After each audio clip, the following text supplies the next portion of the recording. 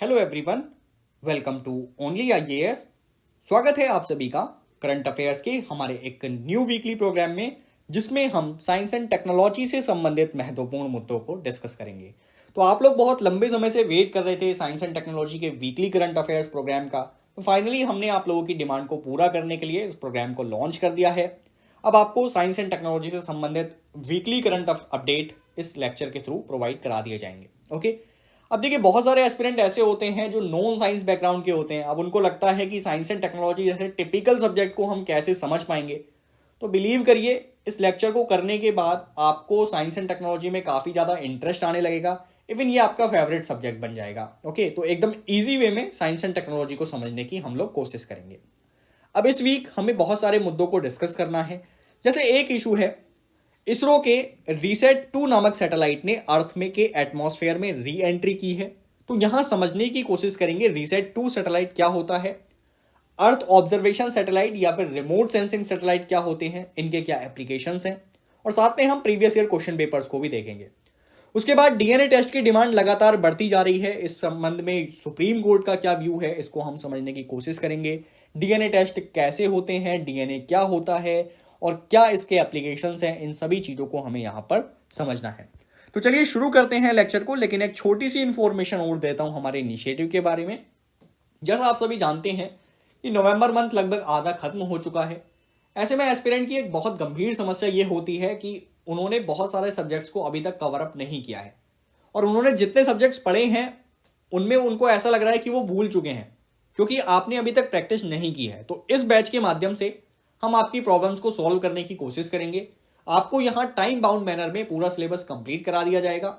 साथ में आपको वीकली एंड मंथली बेसिस पर हम टेस्ट भी प्रोवाइड कराएंगे, ताकि आप अपनी प्रिपरेशन को और ज्यादा मजबूत कर पाएं, उसमें कॉन्फिडेंस महसूस कर पाएं। इसके अलावा आपकी मटेरियल की प्रॉब्लम को सॉल्व करने के लिए हमने 21 जीएस के बुकलेट्स यहां पर रखे हैं, जो आपके घर पर डिलीवर करा दिए जाएंगे।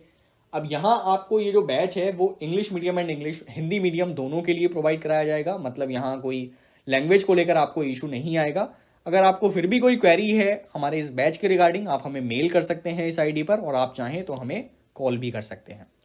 चलिए वापस आते हैं लेक्चर पर और समझने की कोशिश करते हैं अपने पहले आर्टिकल को, that is remote sensing satellite. तो कंटेक्स्ट मैंने बता दिया कि रीसेट 2 सैटेलाइट ने एटमॉस्फेयर में री एंट्री की है। अब देखिए ये जो टॉपिक है रिमोट सेंसिंग, ये आपके एग्जामिनेशन पर्सपेक्टिव से काफी ज्यादा इंपॉर्टेंट है, क्योंकि 2015 में यहां से क्वेश्चन पूछा गया था। और क्वेश्चन है इंडियन रिमोट सेंसिंग के एप्लीकेशन के संबंध में आपको ये बताना था कि आप इसका प्रयोग कहां कहां कर सकते हैं। ठीक है, तो ये आपका क्वेश्चन है। अब इसका आंसर जो है वो आप मुझे कमेंट सेक्शन में बताएंगे। इसके अलावा देखिए रिपीटेशन कितना ज्यादा होता है यूपीएससी में। 2019 में सिमिलर टाइप का क्वेश्चन पूछा गया है, और क्वेश्चन है कि रिमोट सेंसिंग सैटेलाइट को आप किन किन एक्टिविटीज के लिए यूज कर सकते हैं। बिल्कुल सेम क्वेश्चन, ओके, बस लैंग्वेज को घुमा दिया है। अब इसका भी आंसर आप लोगों को मुझे कमेंट सेक्शन में बताना है, लेकिन उससे पहले हम डिस्कस कर लेते हैं रिमोट सेंसिंग को कि आखिर ये क्या होता है। देखिए रिमोट सेंसिंग को सिंपल वर्ड में अगर मैं आपको समझाने की कोशिश करूं, तो जैसे आपके फोन में कैमरा लगा होता है ना, वैसे ही ये सैटेलाइट में एक प्रकार का कैमरा है। ओके, अब रिमोट सेंसिंग सैटेलाइट को हम कहां पर रखते हैं, तो रिमोट सेंसिंग सैटेलाइट को स्थापित किया जाता है अर्थ के पोलर ऑर्बिट में। नाउ सर, पोलर ऑर्बिट का मतलब क्या होता है? पोलर ऑर्बिट का सिंपल मीन है, आप जानते हैं कि अर्थ के 2 पोल होते हैं, एक होता है नॉर्थ पोल, एक होता है साउथ पोल। अब ये जो सैटेलाइट है रिमोट सेंसिंग सैटेलाइट, ये आपके नॉर्थ पोल से साउथ पोल तक घूमने का काम करेंगे, एंड देन साउथ पोल से फिर से नॉर्थ पोल पर आ जाएंगे। तो इस प्रकार से ये आपके नॉर्थ पोल से साउथ पोल, साउथ पोल से नॉर्थ पोल, इस तरीके का मूवमेंट करते रहते हैं। और 24 आवर्स में ये अर्थ के कई सारे चक्कर लगाते हैं। ऐसा नहीं है कि 24 आवर्स में ये एक ही चक्कर कंप्लीट करेगा, मल्टीपल रिवॉल्यूशंस ये करते हैं। ठीक है, अब इसीलिए हम इनको अर्थ ऑब्जर्वेशन सैटेलाइट भी कहते हैं, क्योंकि जब ये एक प्रकार का कैमरा है और आपके पोलर ऑर्बिट में घूम रहा है, तो ये अर्थ को ऑब्जर्व करने का काम भी तो करेगा ना। तो इसको हमने अर्थ ऑब्जर्वेशन सैटेलाइट कह दिया। इसको एक और नाम से भी जाना जाता है, that is eye in the sky. तो आई इन द स्काई क्यों कह रहे हैं? क्योंकि ये एक प्रकार का कैमरा है जो आकाश में घूम रहा है, और इस कैमरे में आपकी सारी एक्टिविटीज रिकॉर्ड हो रही हैं। आप अर्थ की सरफेस पर होने वाली एक्टिविटीज को अगर देखना चाहते हैं तो इस सैटेलाइट में लगे हुए कैमरे के माध्यम से देख सकते हैं। ठीक है, तो आई इन द स्काई इसको इसीलिए बोला जा रहा है। अब यहां पर रिमोट सेंसिंग सैटेलाइट तो हमने समझ लिया। ठीक है, अब टाइप्स देखिए कि रिमोट सेंसिंग सैटेलाइट के कितने प्रकार होते हैं। Sir there are two types of remote sensing. The first one is optical, जिसको हम पैसिव रिमोट सेंसिंग भी कहते हैं, और दूसरा होता है हमारा एक्टिव रिमोट सेंसिंग, जिसको हम माइक्रोवेव रिमोट सेंसिंग सैटेलाइट भी कहते हैं। अब दूसरे वाले को हम बाद में समझेंगे, पहले आप ऑप्टिकल या फिर पैसिव वाले को समझिए। अब जैसा कि इसका नाम ही सजेस्ट कर रहा है कि ये पैसिव है, मतलब निष्क्रिय है। निष्क्रिय को हम कैसे बताएंगे कि ये निष्क्रिय क्यों है?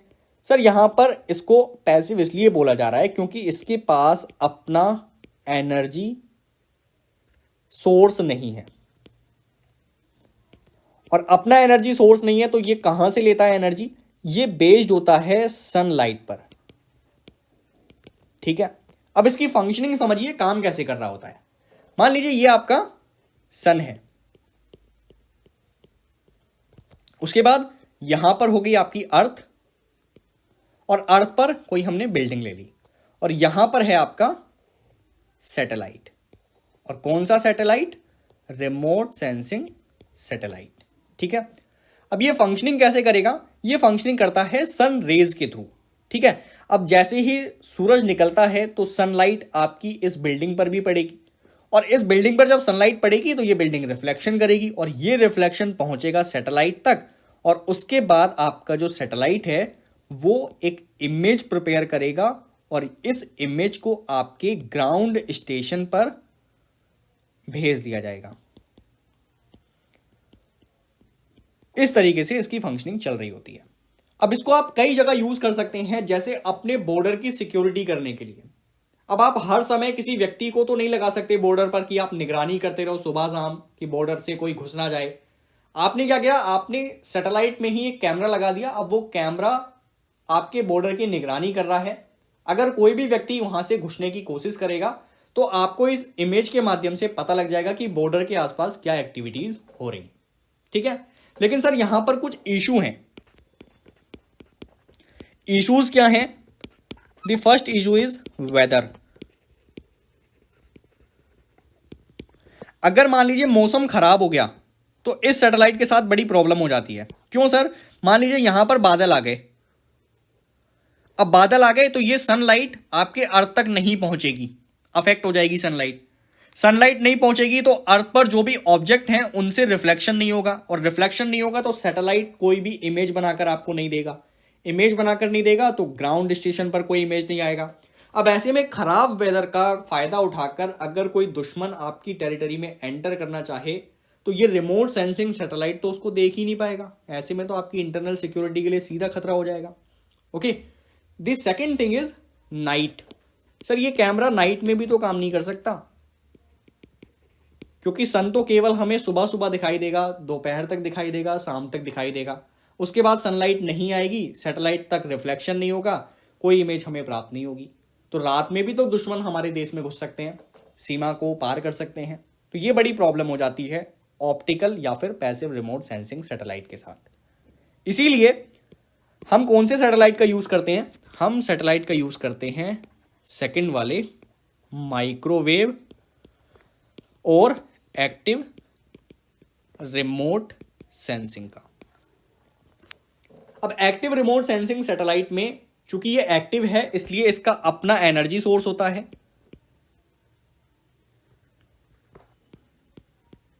अब इसको सनलाइट की जरूरत नहीं है।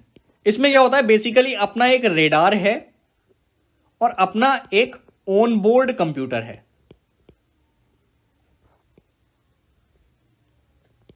अब ये फंक्शन किस तरीके से करता है?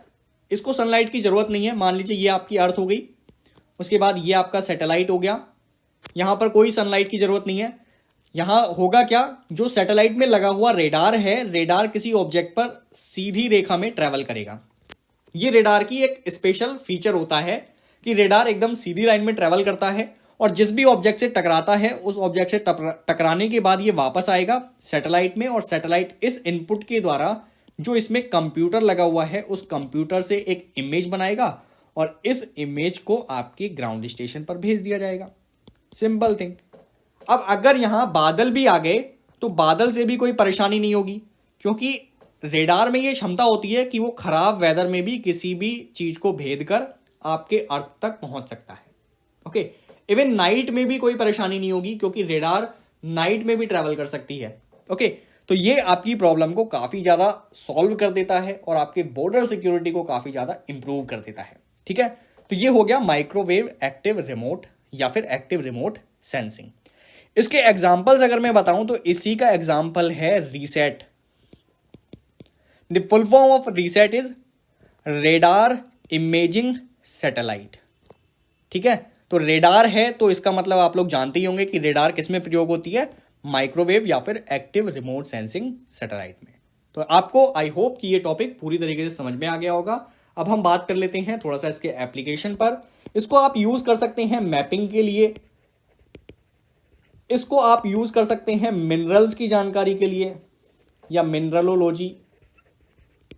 उसके बाद आप इसको यूज कर सकते हैं अपने बॉर्डर सिक्योरिटी के लिए, आप वेदर मॉनिटरिंग के लिए इसको यूज कर सकते हैं, आप एटमॉस्फेयर के अध्ययन को देखने के लिए इसको यूज कर सकते हैं। ठीक है, तो कई प्रकार से इसको यूज किया जा सकता है। अब देखिए, इसको रटने की जरूरत नहीं है। आप ये देखें कि एक कैमरे का प्रयोग आपको कहां कहां करने को मिल सकता है। ठीक है, जैसे कि फॉर एग्जांपल अगर आपको ग्रीन हाउस एमिशन को मेजर करना हो तो इसमें भी तो आप कैमरे की हेल्प ले सकते हैं। तो जहां पर आप ये सोच सकते हैं कि कैमरा यूज हो सकता है, वहां सभी जगह रिमोट सेंसिंग सैटेलाइट काम आता है। तो आप इन्हीं एप्लीकेशन की बेसिस पर आप उन दोनों क्वेश्चन का आंसर करने की कोशिश करिएगा और कमेंट सेक्शन में मैं वेट करूंगा आप लोगों के रिस्पॉन्स का। ठीक है, चलिए ये टॉपिक हमारा कंप्लीट हो गया। अब हम दूसरे टॉपिक पर आते हैं। दूसरा टॉपिक है LVM-3 और क्रायोजेनिक इंजन। रिसेंटली इसरो ने एक इंडिजिनस क्रायोजेनिक इंजन को टेस्ट किया है। इसी कंटेक्स्ट में हमें यह समझने की कोशिश करनी है कि आखिर क्रायोजेनिक इंजन क्या होते हैं और ये लॉन्च व्हीकल मार्क 3 क्या है। ठीक है, अब ये भी आपके एग्जामिनेशन पर्सपेक्टिव से काफी ज्यादा इंपॉर्टेंट है, क्योंकि देखिए अगर मैं सिंपल वर्ड में बताऊं लॉन्च व्हीकल क्या है, तो लॉन्च व्हीकल का मतलब होता है ये एक प्रकार का वाहन है जो आपके सैटेलाइट को आकाश में प्रक्षेपित करने का काम करता है। कोई भी व्यक्ति ऐसा तो नहीं हो सकता ना कि 8-10 टन के सैटेलाइट को हाथ से उठाकर फेंक दे आकाश में। उसके लिए आपको किसी वाहन की जरूरत पड़ेगी, तो इसी वाहन को हम लॉन्च व्हीकल कहते हैं। अब लॉन्च व्हीकल मार्क 3 क्या है इसको भी समझेंगे, लेकिन आप एक क्वेश्चन देखिए, प्रीवियस ईयर में पूछा हुआ था 2018 में, और आपको यहां पर सैटेलाइट लॉन्च व्हीकल के बारे में कुछ स्टेटमेंट दिए गए हैं, इसमें से करेक्ट स्टेटमेंट बताना था। अब यहां PSLV का जिक्र हुआ है, GSLV का जिक्र हुआ है, इन सभी चीजों को हमें देखना है। उसके बाद आप मुझे बताइएगा कि इसके करेक्ट आंसर्स क्या हैं। ओके, चलिए समझते हैं पहले क्रायोजेनिक टेक्नोलॉजी को। Sir, what is cryogenic technology? Cryogenic technology is application of temperature below 150 degree centigrade, है ना, -150 डिग्री सेंटीग्रेड। तो इसका मतलब ये हुआ, पहली चीज आपको ये ध्यान में रखनी है कि कोई भी ऐसी चीज जिसे आप -150 डिग्री सेंटीग्रेड के नीचे टेस्ट करेंगे वो हमारा क्रायोजेनिक टेक्नोलॉजी कहलाएगा। अब क्रायोजेनिक इंजन को समझिए। क्रायोजेनिक इंजन क्या होते हैं? क्रायोजेनिक इंजन में दो चीज को आपको ध्यान में रखना है। जैसे आपकी बाइक का इंजन है ना, उसी तरीके से समझ लीजिए। बाइक के इंजन में क्या चाहिए होती है आपको? पेट्रोल चाहिए होता है, मतलब कोई ना कोई फ्यूल की जरूरत पड़ेगी, और इसको बर्न करने के लिए एक ऑक्सीडाइजर की जरूरत पड़ेगी। फ्यूल को हम किस रूप में यूज करते हैं? लिक्विड हाइड्रोजन के रूप में यहां फ्यूल का यूज किया जाता है, क्योंकि इसका टेम्परेचर -253 डिग्री सेंटीग्रेड होता है। उसके बाद यहां पर लिक्विड ऑक्सीजन को एज अ ऑक्सीडाइजर यूज किया जाता है, जिसका टेम्परेचर -183 डिग्री सेंटीग्रेड होता है। ठीक है, अब मैंने आपको बताया कि 150 डिग्री से नीचे जो भी टेम्परेचर होगा उसको हम क्रायोजेनिक इंजन कहेंगे, क्रायोजेनिक टेक्नोलॉजी कहेंगे। तो यहां लिक्विड हाइड्रोजन को आप यूज कर रहे हैं, इसका टेम्परेचर देखिए कितना कम है, 253 डिग्री सेंटीग्रेड। ओके, उसके बाद लिक्विड ऑक्सीजन का आप यूज कर रहे हैं, इसका टेम्परेचर -183 डिग्री है, तो -150 से तो ये काफी ज्यादा नीचे हो गए दोनों, तो इसको हम क्रायोजेनिक टेक्नोलॉजी कहेंगे। तो क्रायोजेनिक इंजन और क्रायोजेनिक टेक्नोलॉजी आपको समझ में आया। इसके बाद समझिए कि क्रायोजेनिक इंजन का यूज कहां पर किया जाता है और इसको क्यों यूज किया जा रहा है। सर, क्रायोजेनिक इंजन हमें मैक्सिमम थ्रस्ट प्रोवाइड करता है। Now what do you mean by maximum thrust? देखिए, जब भी आप किसी रॉकेट को उड़ाते हैं तो उसके लिए बहुत सारी एनर्जी की आवश्यकता होती है, ठीक है। अब ऐसा नहीं है कि आपने कुछ लकड़ियां रख दी ईंधन के रूप में और उस लकड़ियों को बर्न कर दिया मिट्टी तेल छिड़क के या पेट्रोल छिड़क के और ये रॉकेट आपका उड़ जाएगा, है ना। ये तो बहुत हंसने वाली बात हो जाएगी फिर। तो इस तरीके से तो रॉकेट उड़ा नहीं सकते हम कि लकड़ियों को यूज करके उड़ा दिया, या फिर कुछ आपका जो घरेलू कचरा होता है उसको इसमें भर दिया और आग लगा दी उसमें, ये रॉकेट उड़ने लगेगा। इसमें वेट बहुत ज्यादा होता है। मान लीजिए 8 टन का सैटेलाइट आपको आकाश में प्रक्षेपित करना है, तो ऐसी कंडीशन में आपको ऐसी टेक्नोलॉजी की जरूरत पड़ेगी जो हमें मैक्सिमम थ्रस्ट दे सके, मैक्सिमम ऊर्जा दे सके, जो इस रॉकेट को लिफ्ट ऑफ कर सके, जो इस रॉकेट को उठा सके। इसीलिए हम क्रायोजेनिक इंजन का यूज करते हैं ताकि मैक्सिमम थ्रस्ट के माध्यम से हम इस रॉकेट को ऊपर उठा सकें एक हैवी सैटेलाइट के साथ साथ, ठीक है। आई होप कि आपको ये क्रायोजेनिक टेक्नोलॉजी और क्रायोजेनिक इंजन समझ में आया होगा, इसका महत्व भी आपको समझ में आ गया होगा। अब हम चलते हैं सीधे GSLV पर, जिसको हम लॉन्च व्हीकल मार्क 3 भी कहते हैं। अब लॉन्च व्हीकल मैंने आपको बता ही दिया कि ये एक प्रकार का वाहन है जो आपके सैटेलाइट को आकाश तक ले जाने का काम करता है, और इसको आप यहां इमेज में देख सकते हैं, ठीक है। अब इसमें हम कई प्रकार देख सकते हैं, जैसे हमने लॉन्च व्हीकल का एक प्रकार बनाया था PSLV, इसको कहते हैं polar satellite launch vehicle. Polar satellite का मतलब होता है, जैसे मैंने अभी आपको पीछे बताया था, कि रिमोट सेंसिंग सैटेलाइट है जो कि पोल में नॉर्थ पोल से south pole and south pole से नॉर्थ पोल में मूवमेंट करते रहते हैं। तो ऐसे सैटेलाइट को प्रक्षेपित करने के लिए हम PSLV का यूज करते थे, लेकिन इसकी अपनी एक लिमिटेशन है, इससे बहुत ज्यादा हैवी वेट को नहीं उठाया जाता। इसीलिए हमने डेवलप किया GSLV, या फिर इसको हम अभी आगे देखेंगे LMV भी कहते हैं, लॉन्च व्हीकल। उसके बाद GSLV के इसरो ने 3 वेरिएंट्स डेवलप किए।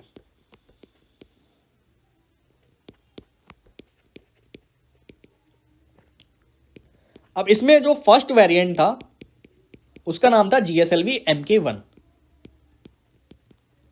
MK1 mean mark 1। अब GSLV MK1 को हमने 3 स्टेज में डेवलप किया था। This is 3rd stage plus 4 booster rocket. इसका मतलब क्या होता है सर? इसका मतलब यह होता है कि जैसे जब आप कोई रॉकेट बनाते हैं ना, तो रॉकेट की कुछ स्टेजेस होती हैं। This is for example first stage, this is second stage and this is third stage, है ना। अब यहां इन तीनों ही स्टेजेस में अलग अलग ईंधन का प्रयोग होता है। जैसे फर्स्ट स्टेज में हम सॉलिड फ्यूल का यूज करते हैं, सेकंड में हम यूज करते हैं लिक्विड फ्यूल का, एंड थर्ड में हम यूज करते हैं क्रायोजेनिक फ्यूल का, ठीक है। अब यहां इनका रेलेवेंस क्या है इसको समझिए। देखिए, फर्स्ट स्टेज में सॉलिड फ्यूल को ही हमने यूज क्यों किया? हम चाहते तो लिक्विड फ्यूल भी तो यूज कर सकते थे ना, या क्रायोजेनिक को हम पहले यूज कर लेते क्योंकि ये मैक्सिमम थ्रस्ट देता है। लेकिन सॉलिड को ही क्यों यूज किया? क्योंकि जब आप रॉकेट को उठाते हैं तो रॉकेट का मार्ग आपको बार बार चेंज करना पड़ता है। जैसे मान लीजिए ये रॉकेट है, ये लिफ्ट ऑफ करेगा, इस तरीके से करेगा, फिर आपको हो सकता है इसके मूवमेंट को चेंज करना पड़े, इसकी स्पीड को चेंज करना पड़े। तो यहां स्पीड चेंज करने के लिए कोई ड्राइवर तो नहीं बैठा होता है मिसाइल के अंदर, रॉकेट के अंदर। तो आपको क्या करना पड़ता है? बेसिकली इंजन को ऑन या ऑफ करना पड़ता है, और इसी के माध्यम से आप अपने लॉन्च व्हीकल की डायरेक्शन को चेंज करते हैं। और अगर इसको सही डायरेक्शन में पहुंचाना है, आपको अपने सैटेलाइट को एक निश्चित मार्ग पे पहुंचाना है, तो आपको इस लॉन्च व्हीकल की डायरेक्शन को बार बार चेंज करने की जरूरत पड़ेगी। और सॉलिड फ्यूल के साथ यही पॉजिटिव एस्पेक्ट होता है कि सॉलिड फ्यूल पर बेस्ड इंजन को आप कभी भी ऑन कर सकते हैं और कभी भी ऑफ कर सकते हैं। अगर वहीं आपने लिक्विड इंजन का यूज कर लिया, तो लिक्विड इंजन में यह प्रॉब्लम है कि अगर यहां पर लिक्विड हाइड्रोजन और लिक्विड ऑक्सीजन आपस में मिल गया तो ये पूरे का पूरा बर्न होगा, उससे पहले ये इंजन बंद नहीं हो सकता। क्योंकि दोनों चीजें लिक्विड में है ना, और लिक्विड आपस में एक बार मिल गया तो फिर कैसे आप इसको स्टॉप करेंगे, स्टॉप नहीं हो सकता ये। That is the major problem, है ना। ये क्रायोजेनिक में भी सेम प्रॉब्लम है। तो आपने यहां पर समझा कि हम सॉलिड फ्यूल का ही यूज क्यों कर रहे हैं फर्स्ट स्टेज में। नाउ 4 बूस्टर का मतलब क्या होता है, देखिए यहां पर ये बूस्टर्स लगे हुए हैं, ये है आपका मेन रॉकेट, इसके बाद यहां साइडों में ये बूस्टर्स लगे हुए हैं। ये हमारे इंजन को थोड़ा सा एक्स्ट्रा थ्रस्ट देते हैं, हमारे रॉकेट को उड़ने के लिए थोड़ी सी ज्यादा मजबूती प्रदान करेंगे। इससे आपको थोड़ी सी थ्रस्ट और मिल जाएगी ताकि आप हैवी वेट को इस रॉकेट के माध्यम से उठा सकें। अब आते हैं दूसरे पर। सेकंड जो हमने वेरिएंट इसका डेवलप किया था उसका नाम था GSLV MK2। अब यहां पर चेंजेस क्या हुए, देखिए GSLV MK1 में जो हमारा क्रायोजेनिक इंजन है वो हमें रशिया ने दिया था। उसके बाद GSLV MK2 में सेम स्पेसिफिकेशन है, 3 स्टेज 4 बूस्टर, इसमें इंजन जो है वो इंडिया का था, क्रायोजेनिक इंजन हमने अपना खुद बनाया था। और इसके बाद हमने थर्ड वेरिएंट डेवलप किया GSLV MK3, जिसको हम लॉन्च व्हीकल मार्क 3 भी कहते हैं। अब इसकी स्पेसिफिकेशन क्या है, इसकी स्पेसिफिकेशन ये है कि अगर आप इस रॉकेट के माध्यम से जो आप यहां पर देख रहे हैं, कोई भी सैटेलाइट जिसकी क्षमता, जिसका वेट 8 टन का हो, उसे आप इस रॉकेट के माध्यम से लेकर जा सकते हैं लोअर अर्थ ऑर्बिट तक। लोअर अर्थ ऑर्बिट का मतलब होता है लगभग आप मान के चलें 400 किलोमीटर की ऊंचाई तक आप 8 टन के रॉकेट को 8 टन के सैटेलाइट को लेकर जा सकते हैं GSLV MK3 के माध्यम से।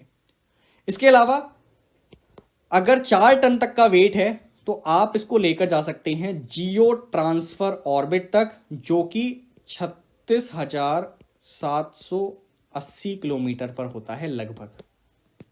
ठीक है, तो लगभग 36,000 नहीं, 35,780, इसको हम लगभग में कह देते हैं कि 36,000, 36,000 किलोमीटर की ऊंचाई पर होता है। तो 4 टन तक का वेट ये जियो ट्रांसफर ऑर्बिट में ले जा सकता है, और 8 टन का वेट लोअर अर्थ ऑर्बिट में लेकर जा सकता है, 400 किलोमीटर लगभग। ठीक है, ये आपको यहां पर ध्यान रखना है, क्योंकि जब आप प्रीवियस ईयर क्वेश्चन पेपर जो मैंने आपको दिखाया था अभी उसे सॉल्व करेंगे तो ये इंफॉर्मेशन आपके काम आएगी।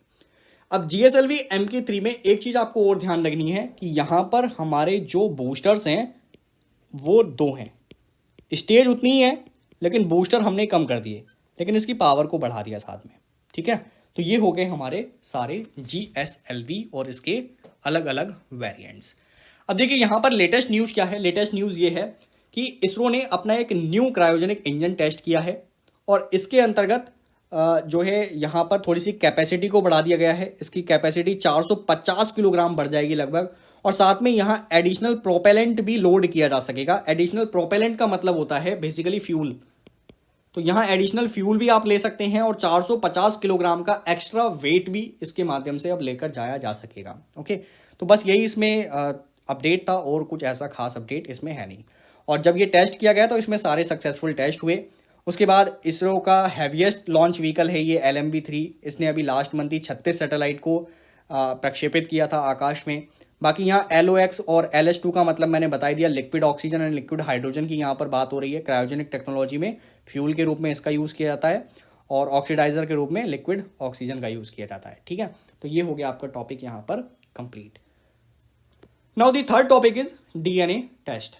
देखिए रिसेंटली सुप्रीम कोर्ट में लगातार DNA टेस्ट की डिमांड में काफ़ी ज़्यादा बढ़ोतरी हो रही है। इसी कंटेक्स्ट में हमें समझना है कि DNA आखिर होता क्या है और इसके एप्लीकेशंस क्या क्या हैं। तो सबसे पहले बेसिक की बात करते हैं। आप लोग सभी जानते होंगे कि जितने भी लिविंग ऑर्गेनिज्म हैं वो सेल से बने होते हैं, हिंदी में इसको कहेंगे कोशिका से बने होते हैं। ठीक है, अब कोशिका किस तरीके का स्ट्रक्चर होता है, it is just like this. ये एक कोशिका है, इसके अंदर एक केंद्रक होगा जिसको हम न्यूक्लियाई कहेंगे। ठीक है, अब इस न्यूक्लियाई को जब आप ओपन करेंगे तो इस न्यूक्लियाई में आपको कुछ स्ट्रक्चर्स दिखाई देंगे। एक तो हो गया स्ट्रक्चर इस तरीके का, इस स्ट्रक्चर को हम क्या कहते हैं, इसको कहते हैं क्रोमोसोम। या फिर हिंदी में बोलेंगे गुण सूत्र। अब क्रोमोसोम को अगर आप उधेड़ें, जैसे ये धागे की तरह एक स्ट्रक्चर है, इस धागे को जब आप खोलेंगे तो ये जो स्ट्रक्चर आपको दिखाई देगा, इसी को हम कहेंगे सर दिस इज डीएनए या फिर डीऑक्सी राइबो न्यूक्लिक एसिड। ठीक है, और इसी डीएनए का एक छोटा सा पार्ट अगर आप काट के अलग कर दें तो इसको हम कहेंगे जीन। हिंदी में भी इसको जीन ही बोला जाएगा। ओके, और डीएनए का फुल फॉर्म यही रहेगा, चाहे आप हिंदी में लिखें चाहे आप इंग्लिश में लिखें। तो ये हो गया डीएनए। तो मैंने आपको पहले तो ये बताया कि डीएनए आखिर होता क्या है और ये कैसे निकल कर आता है। अब लिविंग ऑर्गेनिज्म में आप कैसे भी एग्जांपल ले सकते हैं, लाइक हम ह्यूमंस भी एक लिविंग ऑर्गेनिज्म है। तो हम लोग भी जितने भी हमारे बॉडी में आप लोग देख रहे हैं, चाहे वो हैंड हो, चाहे वो हेयर्स हो, चाहे आपके फुट हो, ये सारी ही चीजें सेल से बनी हुई हैं। ठीक है, आप प्लांट को देखते हैं, प्लांट भी सेल से बने हुए हैं, कोई एनिमल भी सेल से बना हुआ होता है, इवन बैक्टीरिया भी सेल से बने हुए होते हैं। और सेल में ये स्ट्रक्चर आपको देखने को मिलते हैं, nuclei, chromosome, DNA and gene. अब डीएनए का रेलिवेंस क्या है? डीएनए को अगर आप यहां पर 2-3 इंफॉर्मेशन देखें तो सेकंड चीज आपको यह ध्यान में रखनी है कि DNA is double helical. Examination perspective से इंपॉर्टेंट है ये सब information. Double helical structure. Now what do you mean bye double helical structure sir? Double helical structure का मतलब होता है, जैसे आप इस इमेज में देखें, ये एक रिबन आपको दिखाई दे रहा होगा ब्लू कलर का, this is helix 1 and this is helix 2। तो ये डबल हेलिकल स्ट्रक्चर होता है।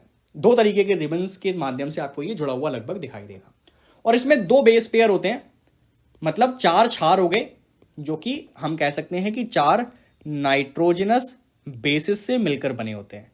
हिंदी में कहेंगे कि ये जो है 4 नाइट्रोजन क्षार से मिलकर बने होते हैं। देखिए, इस टॉपिक को ना बहुत फोकस के साथ आपको समझना है। ये थोड़ा सा टिपिकल लगता है स्टूडेंट्स को, बट एक्चुअल में इतना ज्यादा टिपिकल नहीं है। अगर आप एकदम बेसिक से लेकर चलेंगे तो ये टॉपिक आपके लिए बहुत ज्यादा इंटरेस्टिंग हो जाएगा और आपको समझ में भी आएगा। तो 4 नाइट्रोजन क्षार से ये मिलकर बनता है डीएनए, और इस 4 नाइट्रोजन बेसिस के नाम है adenine, thymine, cytosine and guanine. यहां आपको 1-2 चीजें और ध्यान रखनी है, जैसे एडेनिन हमेशा थाइमीन के साथ जुड़ता है और साइटोसिन हमेशा ग्वानिन के साथ जुड़ता है। ठीक है, जैसे आप यहां पर देख पा रहे होंगे ग्रीन एंड रेड टाइप का ये आयरन वाला कलर है, इसको आप देख पा रहे होंगे, ये एक साथ यहां पर जुड़ा हुआ है। ठीक है, हर जगह। उसके बाद जो ब्लू है वो येलो से जुड़ा हुआ है, तो इस चीज को आप यहां पे ऑब्जर्व कर सकते हैं। तीसरी चीज आपको क्या ध्यान रखनी है डीएनए के बारे में? थर्ड थिंग इज, ये अपनी रेप्लिका बना सकता है, मतलब ये अपनी प्रतिलिपि तैयार कर सकता है। जैसे आपने कोई नोट्स बनाए, उस नोट्स की कितनी भी फोटोकॉपी आप एग्जैक्ट बना सकते हैं, तो इसी तरीके से डीएनए भी अपनी कितनी भी कॉपी बना सकता है। तीसरी चीज आपको ये ध्यान में रखनी है। उसके बाद एक फोर्थ थिंग आपको ध्यान में रखनी है कि डीएनए के सोर्सेस क्या हैं, कहां कहां से डीएनए को प्राप्त किया जा सकता है। तो डीएनए को प्राप्त किया जा सकता है आपके हेयर से, आपके इवन कह सकते हैं कि बॉडी के किसी भी पार्ट से, आपकी स्किन से भी प्राप्त किया जा सकता है। उसके अलावा अगर ये आपको देखना है तो ये सीमन में भी मिल जाएगा। इसके अलावा आपको ये ब्लड में भी मिल जाता है। तो इसके बहुत सारे सोर्स हैं, इसको कहीं से भी कलेक्ट किया जा सकता है ना। आप सोच रहे होंगे कि सर आप डीएनए इतनी देर से पढ़ा रहे हो, आपने ये तो बताया नहीं कि डीएनए का रेलेवेंस क्या है। तो फिफ्थ थिंग आप यहां पर ध्यान दीजिए कि why this is important. Important इसलिए है क्योंकि डीएनए के अंदर आपकी पूरी जेनेटिक इंफॉर्मेशन होती है। ठीक है सर, जेनेटिक इंफॉर्मेशन में आपके हेयर्स का क्या कलर होगा, आपके बॉडी का क्या कलर होगा, आपकी वॉइस कैसी होगी, आपकी हाइट कितनी होगी, ये सारी ही इंफॉर्मेशन आपके जीन के अंदर मिलेगी, आपके डीएनए के अंदर मिलेगी। ओके, तो इसीलिए आप समझ पा रहे होंगे कि DNA is very very important. आपके बारे में आपको जितना नहीं पता, उससे ज्यादा आपके डीएनए को पता है कि आप कैसे हैं। ओके, तो इसीलिए डीएनए काफी ज्यादा इंपॉर्टेंट है।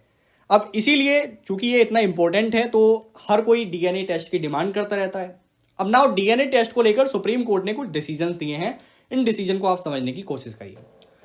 तो पहला डिसीजन जो सुप्रीम कोर्ट की तरफ से आया वो ये था कि अगर कोई व्यक्ति अनविलिंग कर रहा है डीएनए टेस्ट के लिए तो सुप्रीम कोर्ट के जजेस या कोई भी जजेस उस व्यक्ति को डीएनए टेस्ट कराने के लिए बाध्य नहीं कर सकते। अगर आप ऐसा करने की कोशिश करेंगे तो this will be violation of his her personal liberty and right to privacy. मान लीजिए कोई व्यक्ति है, वो व्यक्ति अपना डीएनए टेस्ट नहीं कराना चाह रहा, आपने अगर ऑर्डर दिया उसको कि हाँ आपको डीएनए टेस्ट कराना ही पड़ेगा, तो ये उसकी पर्सनल लिबर्टी का वायलेशन हो गया कि नहीं हो गया, राइट टू प्राइवेसी का वायलेशन हो गया कि नहीं हो गया? ऑब्वियसली हो गया, क्योंकि सर डीएनए टेस्ट अगर आपने कर लिया तो उस व्यक्ति के बारे में अब कोई भी इंफॉर्मेशन आपसे बची नहीं रहेगी, उसके बॉडी की हर एक जो इंफॉर्मेशन है वो आपके पास रहेगी, तो राइट टू प्राइवेसी का सीधा सीधा वायलेशन है ये। सेकंड जो इंपॉर्टेंट डिसीजन आया सुप्रीम कोर्ट की तरफ से वो था भवानी प्रसाद जेना केस 2010 का। इसमें बोला गया जजेस can not order genetic test as a roving inquiry. तो आप रोविंग इंक्वायरी के लिए जेनेटिक टेस्ट का ऑर्डर नहीं दे सकते। Now what do you mean by roving inquiry sir? Roving inquiry का मतलब होता है कोई ऐसी इंक्वायरी जिसका केस से सीधा सीधा संबंध ना हो। मान लीजिए किसी दो लोगों के बीच में प्रॉपर्टी का झगड़ा चल रहा है, फादर और सन की बात नहीं हो कर रहा मैं, मान लीजिए कोई भी पड़ोसी हैं उनके बीच में प्रॉपर्टी का इशू चल रहा है। अब इस प्रॉपर्टी के इशू में अगर कोई जज आपसे डीएनए टेस्ट की डिमांड करे या डीएनए टेस्ट का ऑर्डर दे दे तो इसमें आपको दिखाई दे रहा होगा कि ये कोई इंपॉर्टेंट चीज तो है नहीं, ये तो एक प्रकार की रोविंग इंक्वायरी हो गई, क्योंकि इस केस का आपके डीएनए टेस्ट से सीधा कोई संबंध ही नहीं है, तो आप क्यों करवाना चाह रहे हो डीएनए टेस्ट? तो यहां 2010 के जजमेंट में यही बोला गया कि रोविंग इंक्वायरी के लिए आप डीएनए टेस्ट नहीं कर सकते। उसके बाद एक और केस है, रिसेंट में ही ये आया था, अशोक कुमार केस 2021 में। यहां पर बोला गया कि जज जब यहां डीएनए टेस्ट का ऑर्डर देंगे तो ऐसे में आपको प्रोपोर्शनैलिटी चेक करनी पड़ेगी। प्रोपोर्शनैलिटी चेक करने का मतलब है कि क्या डीएनए टेस्ट अति आवश्यक है। जैसे अगर कोई मान लीजिए सन एंड फादर के बीच में फाइट हो रही हो प्रॉपर्टी को लेकर, या फिर सन क्लेम कर रहा हो कि यही मेरे फादर हैं और फादर बोल रहे हैं कि ये मेरा सन नहीं है, तो ऐसे मामले में तो आप डीएनए टेस्ट की अगर जांच बोलेंगे तो ये तो वैलिड रहेगा। लेकिन अदर मामले में आप प्रोपोर्शनैलिटी चेक करेंगे कि डीएनए टेस्ट को किया जाना वास्तव में जरूरी है या नहीं।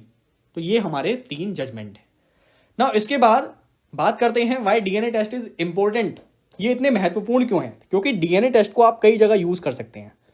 एक तो आप इसको यूज कर सकते हैं क्रिमिनल को पहचानने के लिए। आपने देखा होगा मूवी में क्राइम सीन होते हैं, क्राइम सीन में 2 लोगों के बीच में झड़प होती है, तो ऐसे में हो सकता है क्रिमिनल के बाल विक्टिम के हाथ में आ जाएं, या फिर उसके जो है हाथापाई होने की वजह से जो क्रिमिनल है उसका ब्लड वहां क्राइम सीन पर मिल जाए। तो उन सभी चीजों को कलेक्ट करके आप डीएनए सैंपलिंग करेंगे और डीएनए सैंपलिंग के माध्यम से उस क्रिमिनल की पहचान आपके लिए आसान हो जाएगी।